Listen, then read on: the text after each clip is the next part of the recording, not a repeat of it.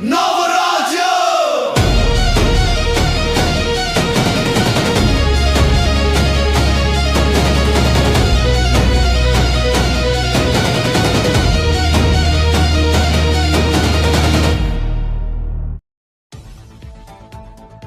उरणमध्ये रविवारी सकल हिंदू समाजाच्या वतीने विराट हिंदू संमेलनाचे आयोजन करण्यात आले होते।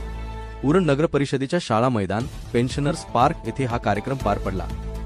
सायंकाळी भव्य श्रीराम दिंडी आणि मिरवणूक काढून या संमेलनाला सुरुवात झाली। संमेलनात राष्ट्रीय संत पूज्य निलेश महाराज आणि प्रेरणादायी वक्ते उमेश गायकवाड यांनी उपस्थित हिंदू बांधवांना मार्गदर्शन केले।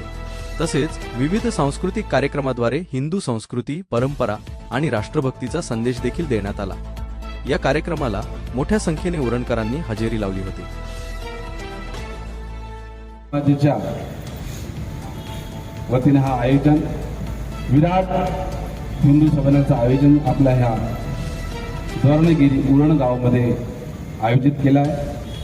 मंचावर आमची योगेशजी आणि उमेशजी गायकवाडजी आणि उरणमध्ये कट्टर सनाती जमलेल्या माझ्या तमाम हिंदू बांधवांना जय श्रीराम, जय जिनेंद्र। मुगलों के शासन में भगवे को मिटाया जाता था। सत्य सनातन धर्म के नाम पर रक्त हिंदुओं का बहाया जाता था। नम आंखों में काले बादल, चारों ओर अंधेरा था। तब जाकर इस धरती पे सूर्य दीप आया मिला। इस महाराष्ट्र की माटी पर माँ जिजाबाई की कोख से एक शेर ने जन्म लिया और छत्रपति शिवाजी महाराज जिनका इस महाराष्ट्र में नाम है। जेएनपीटी सारखं महत्वपूर्ण केंद्र इथे योगायोगानं मध्ये नेव्हीच्या तळावरती जाण्याचा योग आला। सहज त्या तळावरून समुद्र समोर पाहिलं, समुद्राच्या पलीकडे तो कुलाबाचा अफगाण चर्चचा सगळा तो भाग दिसतो, जिथे साक्षात हनुमंताच्या हातातनं द्रोणागिरीचा एक कण पडला आणि द्रोणागिरी पर्वत उभा राहिला। एवढी पवित्र भूमी, भूराजकीय दृष्ट्या एवढी आज महत्वाची भूमी, या भूमीवरती नेमकं चाललंय काय?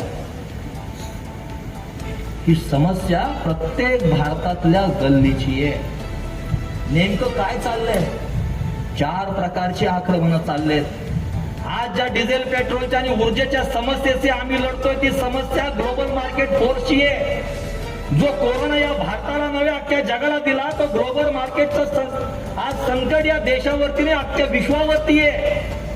मूडवर 5-25 कंपन्या सगळ्या विश्वाला आपल्या टाचेखाली अनुपातात हे पहिलं आक्रमण आहे, ज्याच्या झळा गल्लीपर्यंत येत आहेत। वेळेची मर्यादा असल्याने गतीने जावं लागतंय।